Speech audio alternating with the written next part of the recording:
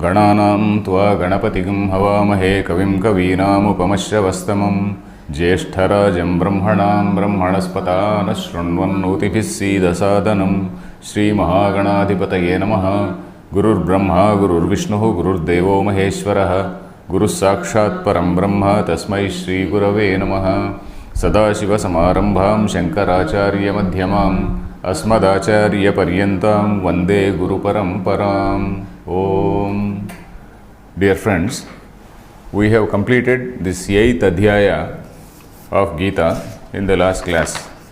This 8th Adhyaya was variously named as Taraka Brahma Yoga, Mahapurusha Yoga, Akshara Brahma Yoga, and various names which we all discussed in the beginning itself. The significance of those names we discussed in the beginning itself.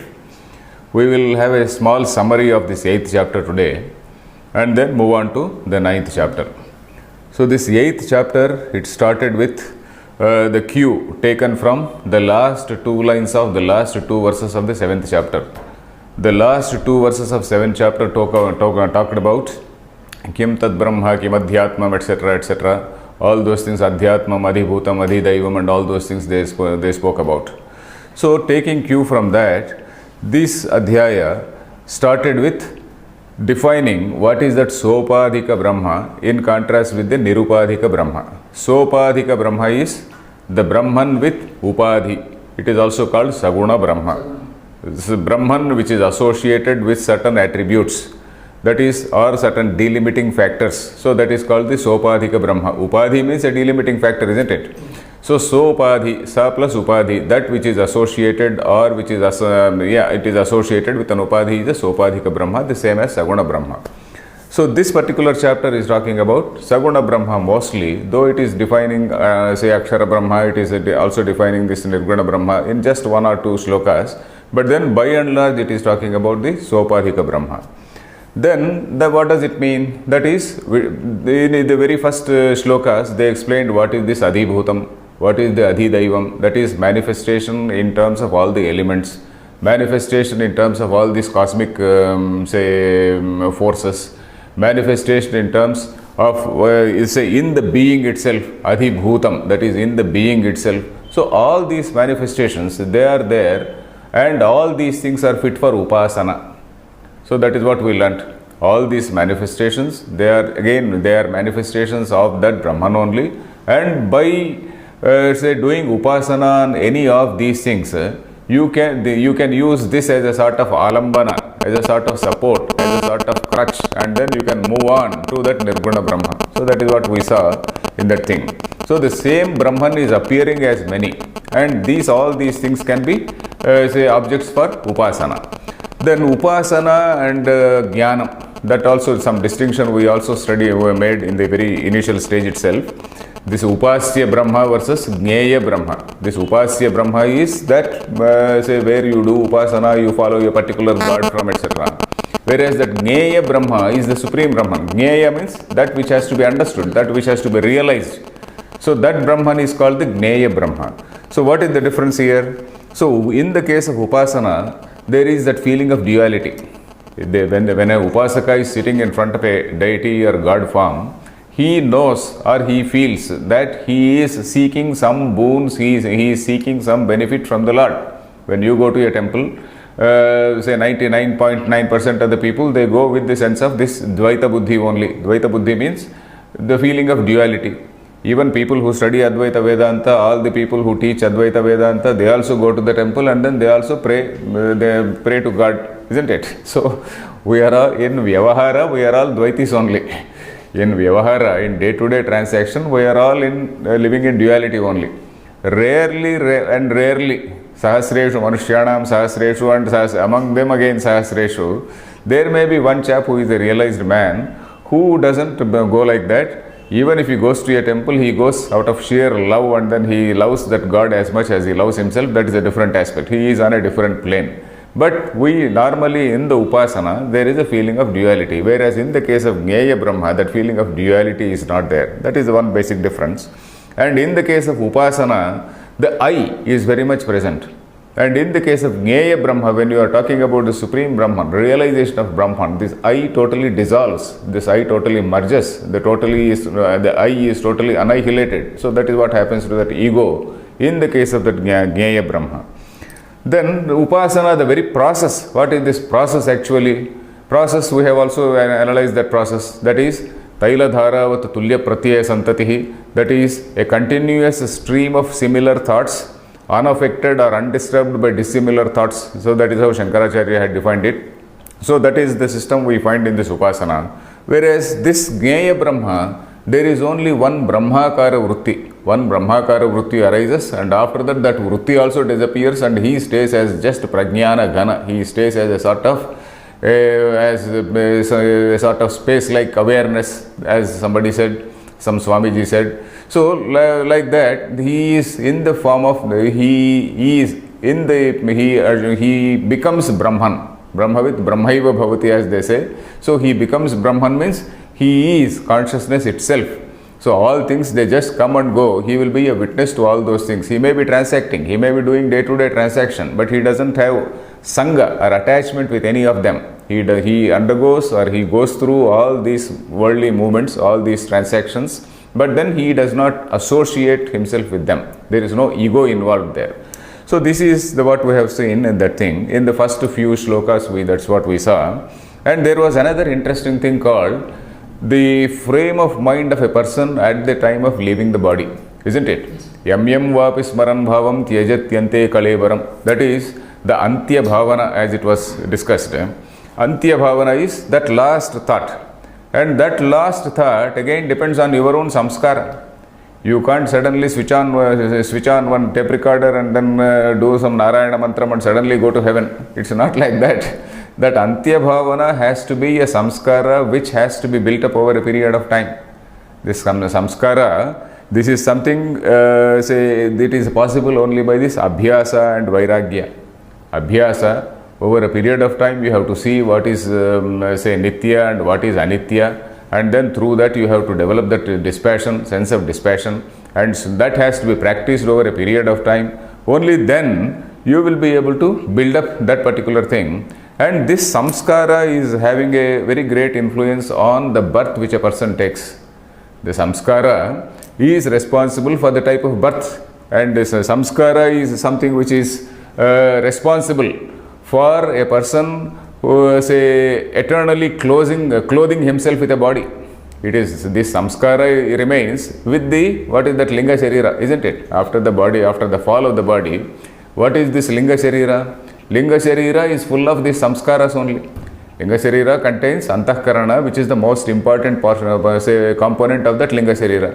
And what is that antahkarana? Antahkarana is a baggage of all these samskaras, the good, bad, ugly things which a person has done. And this samskara, depending on that samskara, the nature of samskara, it takes up a body.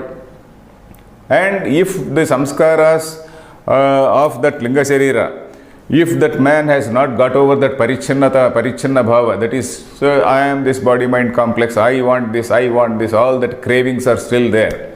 So similarly, that samskara, depending on that samskara, he craves for a body accordingly, and then he clothes himself with that body. So this process of clothing with the body goes on eternally. So that is the case of a linga sharira of a person, of an unrealized person. But if it is an upasaka, what happens to an upasaka, we will see at the end of the chapter. At the end of the chapter, it says about Devayana. We will come to that.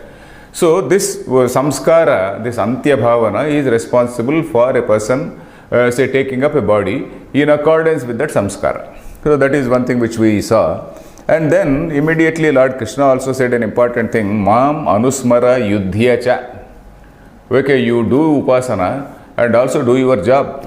You have taken up a particular job, you have to do your job, you have to do your karma. Mam anusmara. You do this upasana, you be in the path of upasana and also do your job. So that is what we saw in Ishavasya Upanishad, if you recall.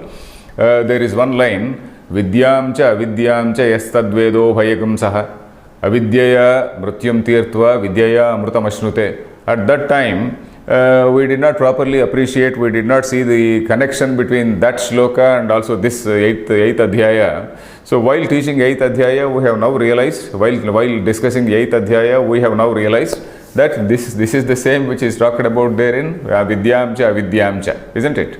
So have you followed now? Because you have heard Ishavasya also. So this karma and upasana, the combination of karma and upasana for higher results. This was suggested in Ishavasya Upanishad. So that is what we see in this, say, in one shloka there. Then subsequently, we have seen a detailed description of this upasana and how the techniques or the practices or the teachings of this yoga school. Yoga means you are referring to the Patanjali Yoga. Patanjali Yoga school. And whatever Patanjali has taught was a common knowledge or a common, common knowledge, we can say, common knowledge of all the schools. It was not only Patanjali who followed that yogi principles, all other people also, all the people, Vedantins and all other people also, they also accepted all those practices. So those things are taken as they are in the Vedanta also. So what is the basic idea in that yoga system? Yoga system studies the interrelationship between the body and the mind. Whatever a conscious, control of the body will result in a control of the mind. So that is what we do right from the beginning. There are 8 limbs of that yoga. The first 5 limbs relate to the physical body. The next 5 limbs relate to the mind, the mental aspect of it. So it starts with what is this yama, niyama, asana, pranayama. We discussed all these things in detail. I need not go into that. So the first 5 refer to a physical conscious control of the physical body. And then subsequently it has its own influence on the mind. So this interrelationship between the body and the mind. So this is studied in the yoga system, and that is again followed here. And there are slokas which talk about the control of this prana vayu, control what we call the vital airs. And then we also discussed the 6 chakras in the body, the 6 plexuses or the 6 so-called nerve centers or plexuses which are there in the body, controlling different systems in the body. And then there again we discussed that what is called the Kundalini. Of course, Kundalini name is not mentioned here in the Gita Bhashya, but then that is what is implied here. Sushumna Nadi. Sushumna Nadi is supposed to be one nerve, one long nerve going from the medulla oblongata to the right down to the rectum. And then that is the central thing which runs all along the spine. That is the central nerve which is running all along the spine. And then there in that thing there are so many plexuses in different places, starting with the rectum which is called the Mooladhara, and then from then on going up and up. So these vital airs have to be brought up. And we also discussed only the fact that only the yogins, they will be knowing how to do that. We have not practiced yoga, so we can't experience it. So the yogic practice, the people who do that yogic practice, they are supposed to concentrate the vital air and bring up the vital air slowly from the lower parts to the upper region. They are supposed to bring that prana up to this bhru madhya. Bhru madhya means the middle of the middle of this brow, and then concentrate on that either for purpose of dhyana or for purpose of leaving the body. So both things are done there only. Bhruvar madhye pranamaveshya, that is by bringing up the body, the pranavayu up to this bhru madhya. And then in some other context we also saw he departs by bringing the pranavayu here, and then the body is left behind, and then the linga charira goes away. So these things we have seen. So this yogic practice is both for concentration and meditation and also for leaving the body.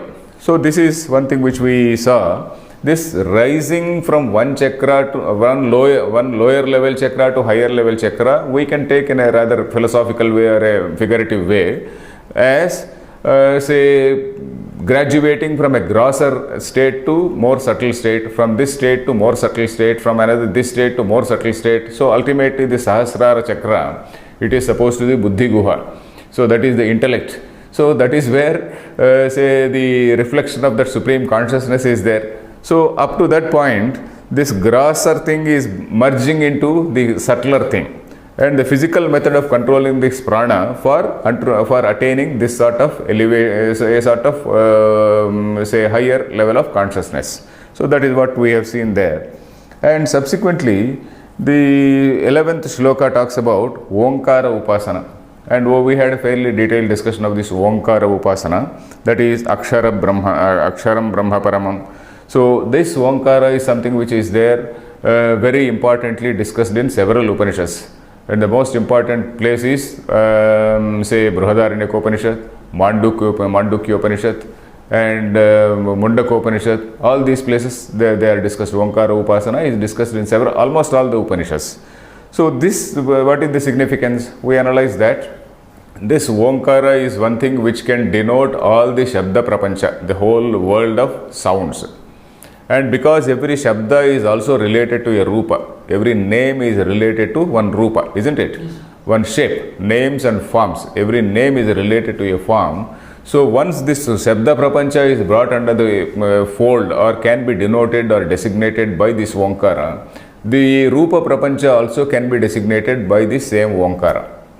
Then again, we also saw how Omkara is also referring or is encompassing all the stages of human say transaction, that is waking state, dream state, and also the dream state and the deep sleep state, Jagrat, Swapna, Sushupti and beyond. And this is supposed to be the Turiya state, that is what is called the witness consciousness, this consciousness which is present all through. So these three things, again we discussed what is that Vishwa, Taijasa, Prajna and all those levels we discussed, and how this Omkara is encompassing all the states, all the three states, and goes beyond to represent that Turiya. This is the same consciousness which is present all through. So that is how this Omkara is talked of in Mandukya Upanishad and also in some other Upanishads. So this Omkara we discussed, and then what is the result of this Omkara Upasana? Omkara Upasana is, ultimately it is an Upasana only. It does not lead to Jnana, straight away Sadhyo Mukti it does not lead. It leads to Krama Mukti. We also saw two terms called Krama Mukti and Sadhyo Mukti. Sadhyo Mukti is only through Shravana Manana Nididhyasana. And all these other Upasanas are only leading to say that Krama Mukti. So that is what we saw. Then subsequently the shlokas 16 to 22nd, 16 to 22, what we saw, A Brahma Bhuvanat Lokaha Punaravartino Arjuna. So that is what we saw, A Brahma Bhuvanat Lokaha. All these loka. Then what we also discussed, what Shankaracharya tells about the lokas. What Shankara, how he describes these lokas in some other bhashya, for example, Chandogya Upanishad bhashya, then Brihadaranyaka Upanishad bhashya. He says, loka is not something which is a physical entity present somewhere in the sky. Loka is an experiential state. Lokyate, lokyante, bhujyante, iti lokaha, janmani. That is what he says in 3-4 different occasions, different contexts in various bhashyams. So loka is something which is lokyate, bhujyate, that is anubhuyate, that which is experienced. It is a state of mind. And bhujyante iti janmani, and also they can be janmas, they can be births. So somebody who does something in this birth, and then in the next birth he may be born as a dog or as a pig or something like that. So these are the bhoga bhumi. We also discussed one concept called karma bhumi and bhoga bhumi. Karma bhumi does not refer to India. Karma bhumi refers to the human body, not the animal body, because it is in the human body that you are say having the freedom to take up freedom to do a thing. In the human body there is a combination of both determinism and free will. Determinism is because of your karma you have attained the body, but you have also got a free will to choose whatever you want to do and elevate yourself to get rid of this samsara. You become a Brahman itself. You have got say sky is the limit, that is what as people say. So you have got the you have got the freedom to become Brahman. So this human body where you are supposed to do deeds, you are supposed to do good deeds, this is the karma bhumi, not India. Because if something happens to India and if India is broken, what will happen to this karma bhumi? You will have already karma bhumi has shrunk.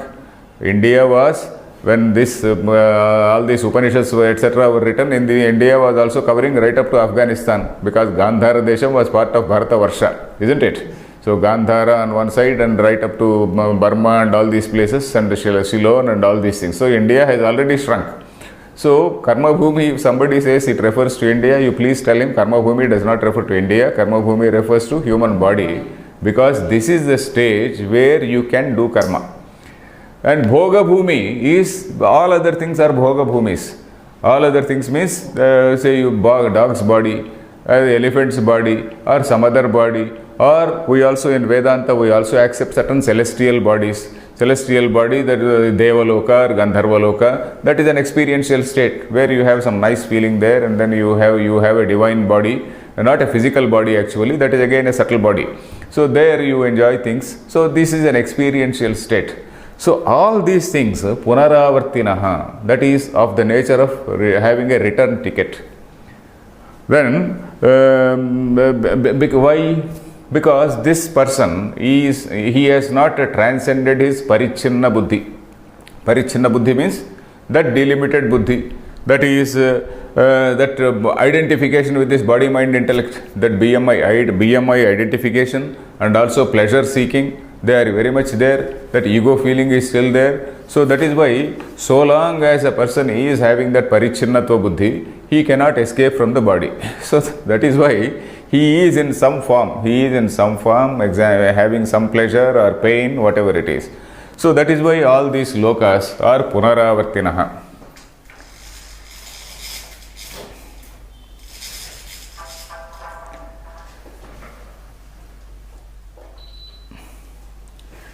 So then the text started saying about the time span of Brahma, Hiranyagarbha Brahma. This Hiranyagarbha Brahma is, what is that Hiranyagarbha Brahma? What we call the empirical Brahma, the creator or transactional Brahma is called the Hiranyagarbha Brahma, isn't it? And that man's day is supposed to be that Srushti, that man's night is supposed to be the Pralaya. So these are, Srushti means manifestation, Pralaya means non-manifestation, disappearance.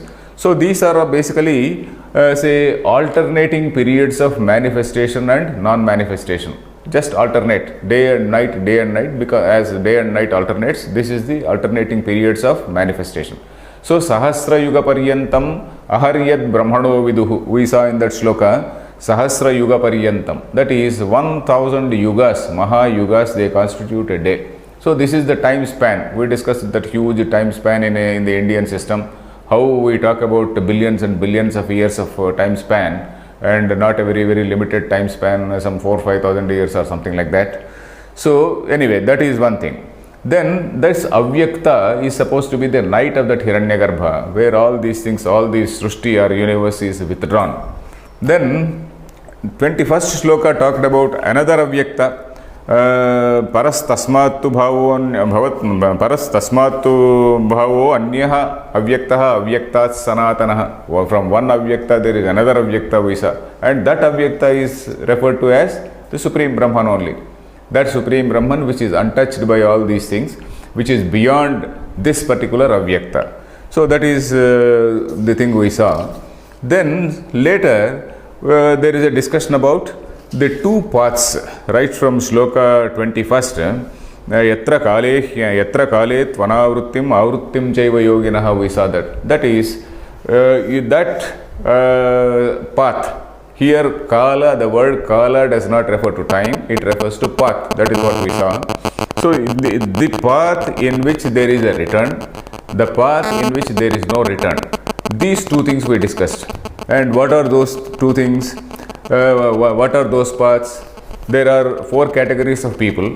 One is a fellow who does Nishiddha Karma. Nishiddha Karma, we are just straight away dismissing that fellow because he is going to some adholokas. He is going to some undesirable lokas. Then we are talking about, we are left with the Karmi. The Karmi means those who do this Yajna, Yaga, Kamya Karma with an intention of some material prosperity or some celestial, achieving some celestial worlds, etc. So these are the people who go to some loka. They go to a limited place. They don't go to the supreme destination. So they go to a limited place. Then there are other people, upasana, those who do this upasana. Upasana means it is also associated with some little bit of knowledge. So knowledge of what? Knowledge of some God form. So these people, they naturally go to a higher place when compared to this pure karminaha. Then the jnani, for a jnani there is no gati at all, because a jnani is already an evolved, a realized person. He has totally, if we can say, he has totally popped off from this body, mind, intellect. Of course, he is in the body. The body has not popped off like a popcorn. So he is very much in the body, but say experientially the fellow has popped off from the body mind complex. He has got over his parichinna feeling. Parichinna means that delimited feeling, and then he has identified himself with the Supreme Brahman. So for him there is no gati. Gati means movement. Movement is there only in the case of a jada or insentient. Movement is not there for something chetana. This man, he is a chetana, pure consciousness. He is in that state. So for one man there is no gati. That is, he is above all these things. For the Nishiddha karma fellow, for him also there is no things. So the remaining two people, that is Karminaha and Upasakaha. Karminaha, you also include those who do Karma Yoga. Those who do Karma Yoga, they also have the previous baggage of previous births, isn't it? So for that purpose, they will again go to some loka, isn't it? So these two things are distinguished as Devayana and Pitruyana. Devayana is that divine path where some sort of divine grace is there, and then the Linga Sharira is taken to that Brahmaloka, and then from that Brahmaloka, in that Brahmaloka, they attain Jnanam, and then there is no return to this world. Whereas this Pitruloka, this is otherwise called Pitruyana. This Pitruyana, these people, they are supposed to go to the lunar level, and then they will be coming back. So broadly we have seen the difference between Devayana and Pitruyana as this Devayana is through the path of Upasana or Dhyana Yoga, that is restraint of mind, physical, lot of physical discipline, lot of discipline, lot of physical and mental discipline. So all these things are involved in this Upasana, isn't it? This Dharana Yoga, this Dhyana Yoga we also saw in the 6th chapter of Gita. So that is the path for Devayana. Pitruyana, Karma. Then Devayana is called Uttara Margam. Uttara Margam, it is also called Archiradi Margam. Then the Pitruyana is called Dashina Margam or Dhuma Margam. Dhuma means darkness. Dhuma is smoke actually. So that is why one path is called bright path, that is Shukla Gati. The other path is called dark Krishna Gati. Then this is what we have seen say about this Devayana and Pitruyana. So the basic idea is, so long as a person is bound mentally, so long as a person considers himself as the body-mind complex, then he is destined to take up a body. So that is the point here. So ultimately in the last shloka, 27th shloka, Tasmat Sarveshu Kaleshu Yoga Yukto Bhavarjuna. You be a yogi. That is what Krishna says. Everywhere Krishna is telling Arjuna, you be a yogi. Then what sort of yogi? So in the beginning, actually if we see the Gita, Lord Krishna is leading Arjuna step by step.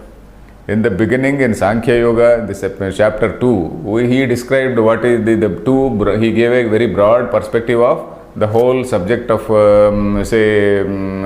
not only of Gita, the whole the gamut of human activity, that is what is the path of karma, what is the path of jnana, how you have to do karma, and then how in the case of a jnani can also do karma. All this whole gamut he has covered. Then from in the 3rd adhyaya onwards, he started telling you become a karma yogi. So karma yoga, we also saw what is that karma yoga. Karma yoga means developing a special attitude towards karma. So that is what we saw. Then gradually he told about upasana. He told about this self-discipline, lot of self-discipline, that Atma Sanyama Yoga, that is 6th chapter of Gita. And then he taught self-discipline. Then slowly he talked about Dhyana Yoga. Then he said Yogi Bhava. Yogi Bhava means you become a Dhyana Yogi. So that means Karma Yogi to Dhyana Yogi, you elevate yourself. Then again he is in the next adhyaya, that is Raja Vidya, Raja Guhya Yoga. He is going to tell again, you become a yogi. What is that yogi? There you are becoming a Jnana Yogi. By being a jnani, again you do action. Everywhere he is saying, do a karma, be a karma yogi and do your action. Do upasana, do your action. You become a jnani, do your action. So that is what he is saying ultimately. So gradually, step by step, Lord Krishna, if you see, examine Gita, he is slowly leading this Arjuna step by step from one yoga to another. So when you come across this word Tasmad Yogi Bhavarjuna, you have to see where exactly he has said. So if he has told in Karma Yoga, he is still in the preliminary level. Dhyana Yoga, if he says Tasmad Yogi Bhava, he is talking about the Dhyana Yoga or Upasana level. So in this yoga, he is talking about that Upasana level. So this is what we have seen in this chapter. So let us come to this 9th chapter. This 9th chapter is called Raja Vidya Raja Guhya Yoga. Raja Vidya. Raja means a king. Vidya is a branch of knowledge. Vidya is a branch of knowledge.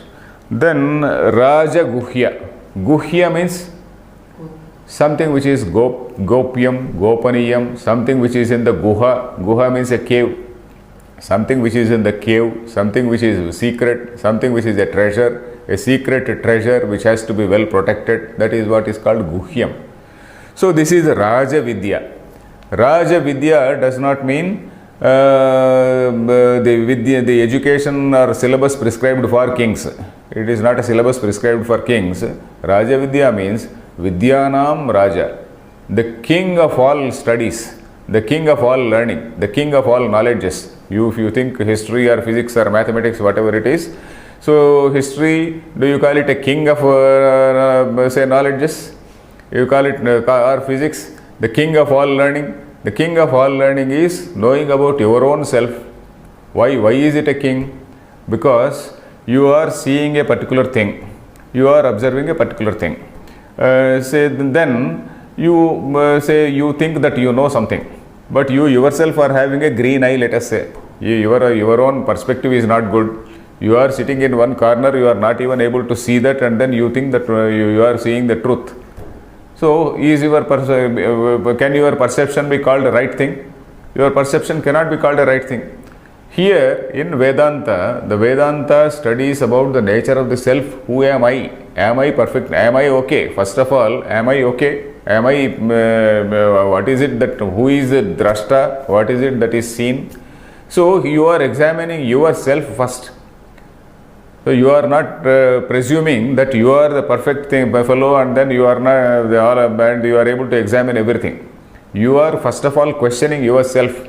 You are questioning yourself, you are questioning your own nature, seeing what is your position, what is your level of understanding, and then you are trying to see other things.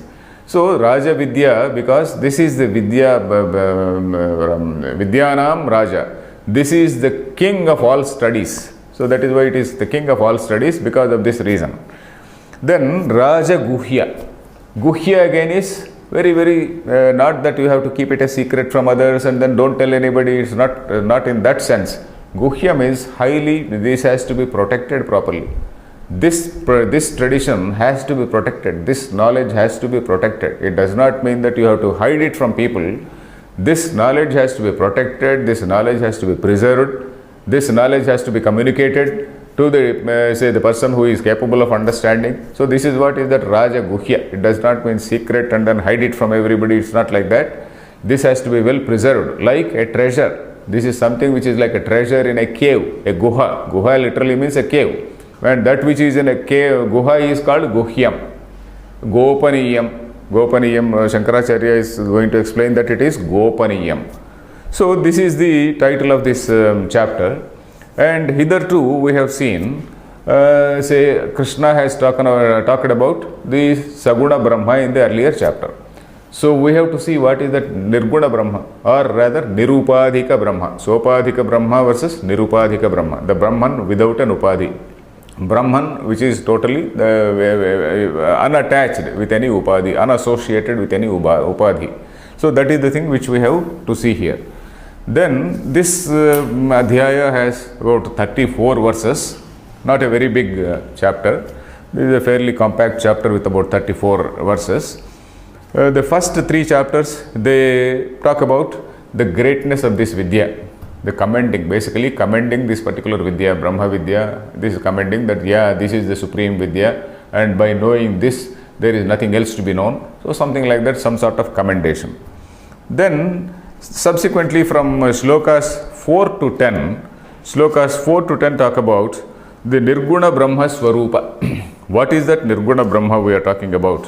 What is the characteristic? So that sort of description of that Nirguna Brahma is contained from 4th sloka to 10th sloka. That is the nature of that featureless Brahma, the nature of that Supreme Brahman in which everything is located. Manacha Matstani Bhutani, how everything is located in that Supreme Brahma. Supreme Brahma means basically consciousness in which everything else is located, existence and consciousness in which all things are located. So that sort of description you find here. Then again, from sloka 11 onwards, there is again a description of different types of seekers. Different types of seekers.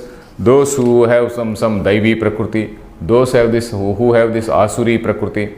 Even earlier, in the earlier chapter also we have seen, in the 7th chapter also, we have seen one sloka, yo yam tanum bhaktaha shraddhaya architum ichhati. That is, a person can take up any form for worship. So some similar sloka is, one or two similar slokas are shown here also.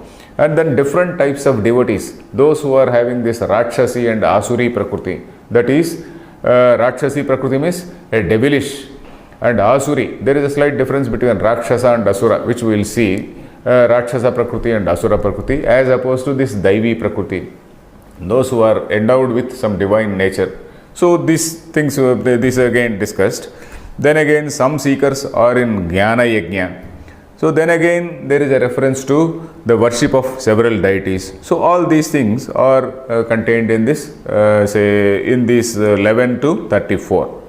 And finally, again, as predictable, Lord Krishna exhorts Arjuna, Manmana Bhava Madbhaktaha Madhyaji. So like that, he says, you be in this particular yoga. Mame Vaishyasi Yuktvaivam Atmanam Matmarayanaha. So like that, he says, you be in this particular yoga. Sati, that is, you graduate to the level of Jnana Yoga. So that is what he says in that chapter. So this is basically the overall structure of this chapter. I think we can start the shloka. There is a small avatarika for this adhyaya. Let us read this adhyaya. Let us read this avatarika. Ashtame Nadi Dwarena Dharana Yogaha Sagunaha Uktaha Tasya cha phalam Agni Archiradikrameena Kalantare Brahmaprapti Lakshanameva Anavrutti Rupam Nirdishtam Tatra Anenaiva Prakarena Moksha Prapti Phalam Adhigamyate Nanyatha iti Tad Ashanka Vyavivrutsaya Bhagavan Uvacha Idamiti. So it is a very small avatarika. So he says, what is covered in the Ashtamadhyaya. In this Ashtamadhyaya, what was covered? Nadi Dwarena Dharana Yogaha Sagunaha Vuktaha. So in this Ashtamadhyaya, in the earlier Ashtamadhyaya, Nadi Dwarena, we saw that Nadi. What is that Nadi? He is referring to that Sushumna Nadi, that particular important nerve, which is the locus for all these various plexuses, various chakras or plexuses. And then by controlling that Nadi, and you are supposed to awaken your pranavayu and then take it up to this Bhrumadhya. So that is what is called Dharana Yoga. Dharana means fixing your gaze or fixing your attention. Dharana, Deshabandhas Chittasya Dharana, that is controlling, focusing, concentrating the mind. That is what is called Dharana. So Dharana Yogaha Sagunaha Vuktaha. So Saguna Brahma, with reference to Saguna Brahma, what is the dharana you have to do? So that has been discussed in that say earlier chapter. So that is why this dharana yoga, you see, this earlier chapter, it is also called dharana yoga. And in this 12th shloka of the earlier, if you just get back to this 12th shloka, Sarvadvarani Sanyamya Mano Hrudi Niruddhyacha Murdhni Adhaya Atmanah Pranam Asthito Yoga Dharanam. So that Yoga Dharana was told in this 8-12. So that is being referred to here. Ashtame Nadi Dvarena Dharana Yoga Sagunaha Utaha Tasya cha Phalam Agni Archiradikramena Kalantare Brahma Prapti Lakshanameva. That is Tasya cha Phalam. The phalam, a result of that, is what? Agni Archihi Adi Kramena. In the process of Agni, Archi means light. Archi means actually flame. That is light basically light. Agni Archiradi Kramena Kalantare Brahma Prapti Lakshanam. Kalantare means later, at a later date, Brahma Prapti Lakshanam. So we have seen this Brahma Kalantare Brahma Prapti Lakshanam. That is that say strategy which will lead the seeker in that krama, which will lead him in that krama mukti path, not this adyo mukti path. He will lead, whatever practice he does, it will lead him through that krama mukti path. Lakshanameva anavrutti rupam nirdishtam. Anavrutti, that is, there is no return. Anavrutti rupam, that which is characterized by that anavrutti, that is nirdishtam. Nirdishtam is that has been told, that has been explained. So in that earlier chapter, this has been explained. Then tatra anenaiva prakarena moksha prapti phalam adhigamyate nanyatha. So somebody may think, okay, this is the only way in which you have to get moksha. Anenaiva prakarena means in the same, it is the only way, this is the only manner in which anenaiva prakarena moksha prapti phalam adhigamyate. So this moksha is adhigamyate means attained. Moksha will be attained only in this path and nothing else. So you have to do all these say upasanas, and then you have to do disciplining and all these things, all those things you have to do. So anenaiva prakarena adhigamyate na anyatha, not otherwise. Iti tad ashanka vyavivrutsaya. So that sort of doubt or that sort of idea you should not have in your mind. So that you need not suffer so much. In other words, you need not suffer so much, you need not do so many yagas, you should not do so many things. There is no need for that Pitruyana, there is no need for that Devayana. Of course, self-discipline is something which is a prerequisite. Without self-discipline, Shravana Manana Nididhyasana cannot take place.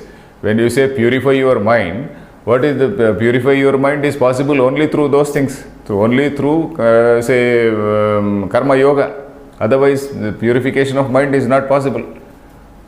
Theoretically, we say moksha is not sadhana sadhyam.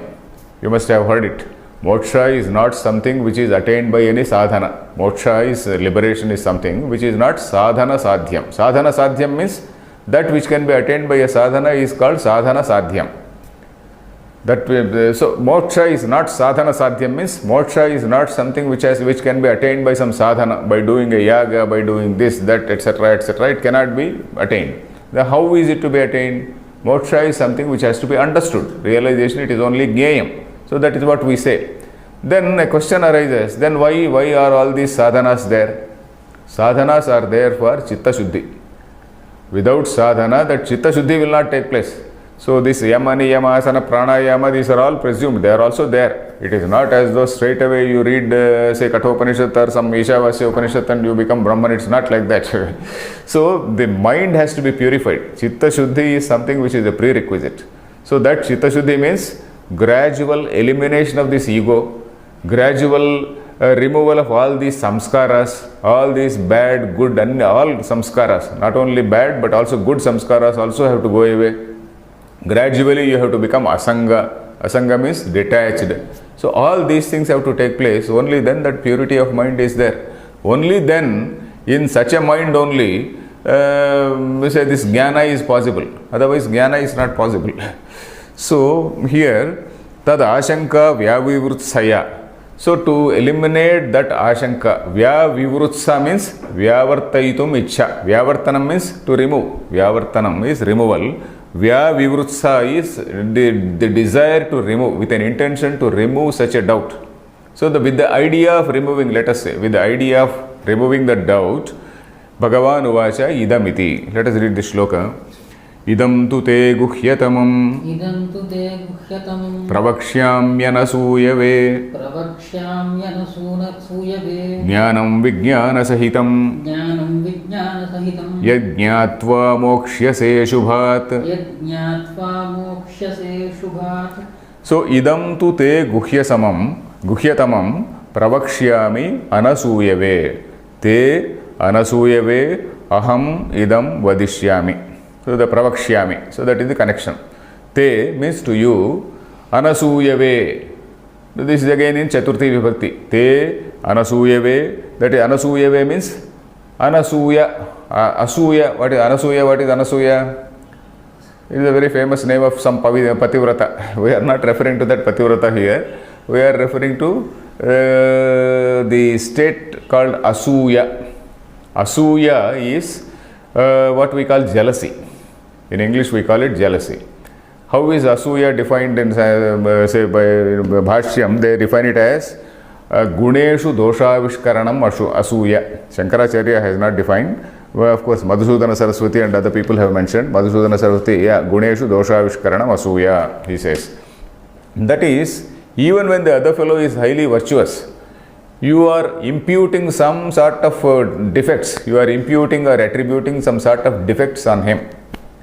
Where there are already defects, okay, you find fault, it is okay. If there is something already, some defective is there, so you find fault, it is okay.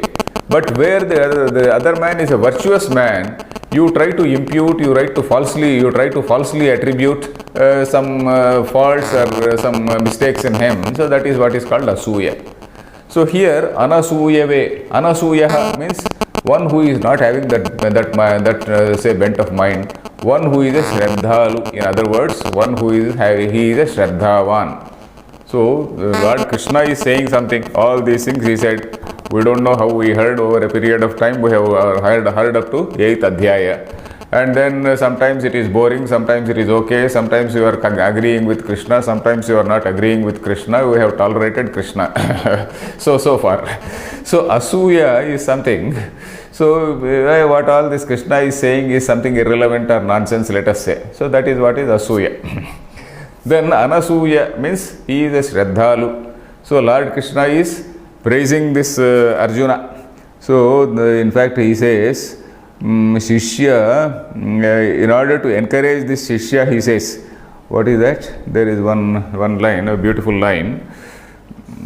That is Shishya Gunau Vyakhyato. Anena Arjava Sanyamavapi Shishya Gunau Vyakhyato. Okay, Shishya Guna. So here Lord Krishna is complimenting his Shishya. All these Vedanta teachers, they are supposed to compliment their Shishyas now and then, otherwise they may run away. So that is also, we can take it here. The Vedanta teachers, normally I have seen even Tattvavidananda Saraswati, in his talks, he very often says, oh, all of you are very senior students, you have heard Vedanta for 10 years and then you are so experienced, you know so well, so that is how he compliments always. So Lord Krishna is doing something similar. He is complimenting his Shishya as Madhusudana Saraswati comments. Shishya Gunav Tatra Vyakhyato. So Atra Vyakhyato. All the good, the virtues of this Shishya, they are commended here. Okay, Anasuyave, to you who are a Shraddhalu, you are a great Shraddhalu, you are a desire, you are a person with a lot of Shraddha. Shraddha is again defined as Guru Vedanta Vachaneshu Vishwasa Shraddha. Guru Upadishta Vakyeshu Vedanta Vakyeshu cha Vishwasa Shraddha. That is, whatever is told in the traditional path. Guru means not every teacher. Guru is somebody who has imbibed that Vedanta, and then he correctly represents or he correctly interprets that Vedanta Shastra. So he is that Guru. So in that you are having a Shraddha. That is, yes, this path is leading me to a goal.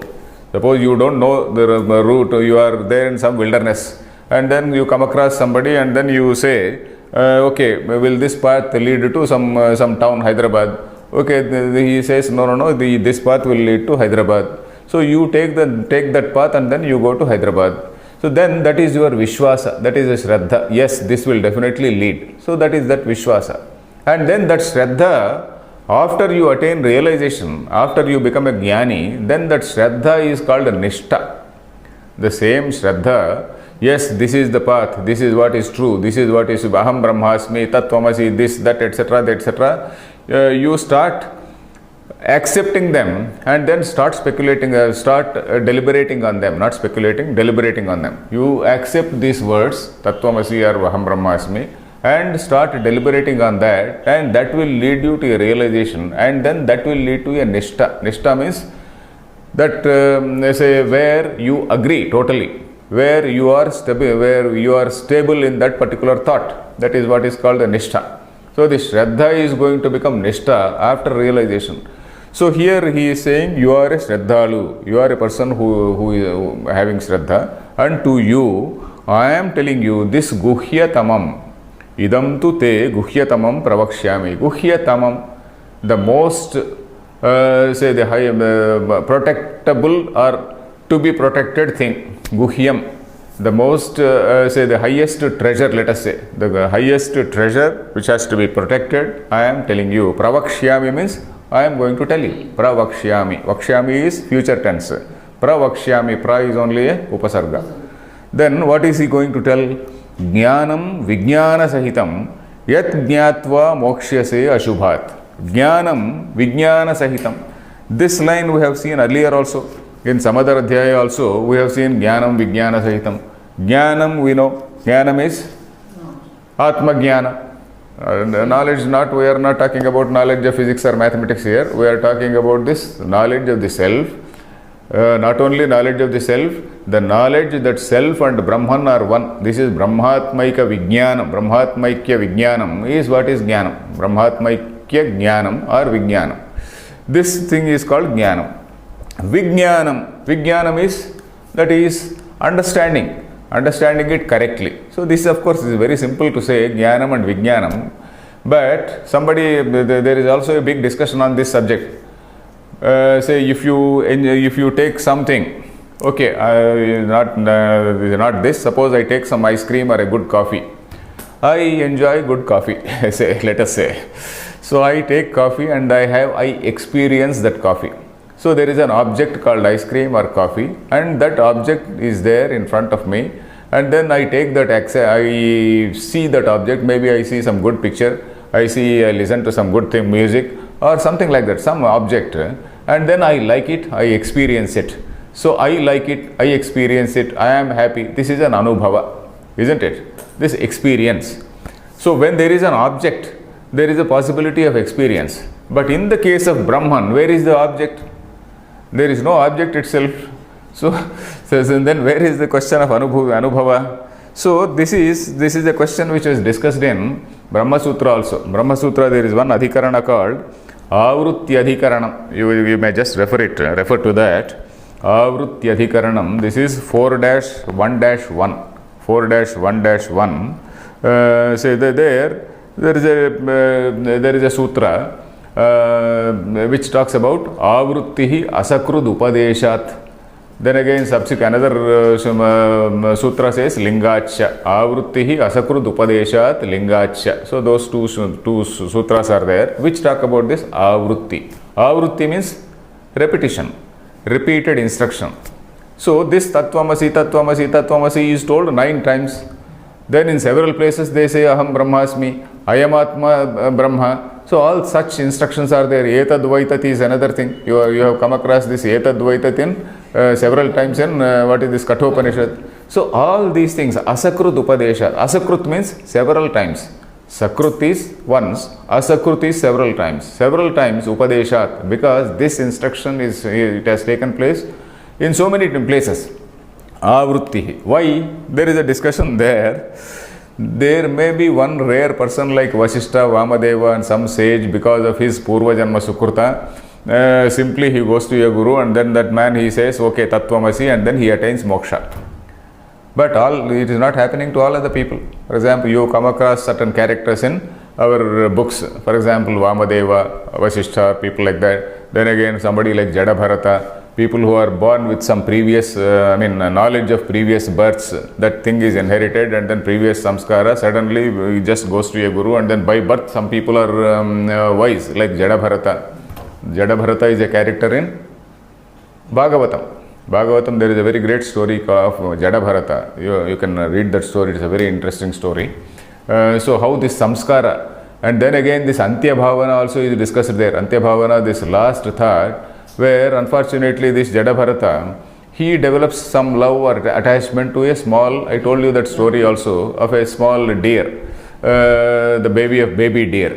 And then in the next janma, he takes birth as a deer. So this is basically to very strongly illustrate that this Antya Bhavana plays a great role in the next life. So that is the point there. So here there is a discussion in that Adhikarana where, for one rare man it can happen, but for all the people, repeated instruction is required, and repeatedly you have to deliberate on the same vakyas from so many angles. So that is why it is called manana. Manana, what is the definition of mananam? Yuktibhihi anuchintanam mananam. You have to apply all types of logic. You have to see what this Charvaka is saying. Charvaka is materialist. What materialist is objecting to, and then how logician is objecting to that, how another Mimamsaka is objecting, how another Sankhya is objecting, how another, say for example, Nayayika and all these people are objecting. So Bauddhas, mainly Bauddhas, Sankhyas, these are the main objectors. So how all these people are objecting, all their arguments have to be heard, and then they have to be filtered, and then you have to arrive at your ultimate summary, isn't it? So that is what is called mananam, and then focusing on that is nididhyasana. So all other people, they do require this avrutti. So only after that, then you are stable in your thought. Otherwise still you will be wondering, yeah, really am I a jnani? Have I become a jnani or not? You will be wondering. So that brahmakara vritti, suddenly one morning you may get up with brahmakara vritti, and then immediately if your wife doesn't give coffee, you may become angry. So that brahmakara vritti disappears immediately. So such thing. So that is why we repeatedly require this avrutti. So that avrutti asakrut upadesha, that particular adhikarana, there is a big adhikarana on this to say the difference between jnanam and vijnanam. So this vijnanam, or that experience or anubhava, atma anubhava, is possible only after a long period of abhyasa there also. So that is one thing. Jnanam vijnana sahitam yat jnatva mokshyase ashubhat. Yat jnatva, by knowing which, mokshyase means you will be liberated. This is a karmani prayoga. Mokshyase, you will get liberated from what? Ashubhat. Ashubhat means from something which is undesirable thing, unwanted thing. Ashubha. You know what is Shubham and what is Ashubham. Shubham is something which is auspicious. Ashubham is something inauspicious. You will be delivered, or you will be rid of this Ashubha. So, but in the earlier shlokas, in the earlier chapters, we have seen this Devayana path also. Devayana path and also this Pitruyana and all these things. How are they Ashubha? Because all these Punyalokas are also Ashubha only because they are in a time frame. They are in a time frame. Pitruloka, anyway, it is in a time frame. You go to that particular Swarga, dance with Rambha for some time, and then you come back. Then again, you go to Brahmaloka. There you have to wait for a long time till the end of that Kalpa. So all those things, they are rather undesirable thing. That is not something which is a recommended course. So that is the meaning here. Mokshyase ashubhat. By knowing this, you do not need all that thing. You will know the real treasure called this Raja Vidya. So that is the meaning here. Is the shloka clear? Yes. Okay. Idam brahmajnanam vaksyamanam uktam cha purveshvadhyayeshu tad buddhau sannidhikrutya idamaha. Okay. Idam tu te guhyatamam. So what is this idam? Idam is referring to brahmajnana. So because that is in continuation of the 8th chapter. Vedeshu yajneshu tapassu chaiva jnane daneshu yat punyaphalam pradishtam atyeti tassarvamidem viditva yogam param sthanam upaiti chadyam. Param sthanam, that adyam param sthanam, all those things they refer to the supreme say state called Brahman. So that is what is referred to here. Idam tu te guhyatamam. So from Lord Krishna's point of view, only we have divided various adhyayas. From Lord Krishna's point of view, the last line he said was Param sthanam upaiti chadyam. Is the time over? Almost. Okay. Param sthanam upaiti chadyam. That param sthanam is that supreme thing called Brahman. So here we are referring to the same thing. Idam tu te guhyatamam. This particular thing, which is highly something which is to be protected. This Brahmajnanam, idam Brahmajnanam, Vaksyamanam uktam cha purveshvadhyayeshu. Vaksyamanam means that which is going to be told later. Vaksyamanam is again future tense. Then not only going to be told, it was also told earlier. Uktam cha purveshvadhyayeshu. It was also told earlier. Then tad buddhau sannidhi krutya idamaha. Buddhau sannidhi krutya means keeping that in mind. The word idam is used. The word idam is used, keeping in mind what is going to be told and what has already been told in the earlier chapters. Sannidhi krutya idam iti aha. So that word idam is used in that manner. Then tu shabdaha. If the time is over, we'll stop here. Yeah. Oh, time is over. Okay. Om Purnamadah Purnamidam Purnat Purnamudachyate Purnasya Purnamadaya Purnameva Vashishyate. Om Shanti Shanti Shanti.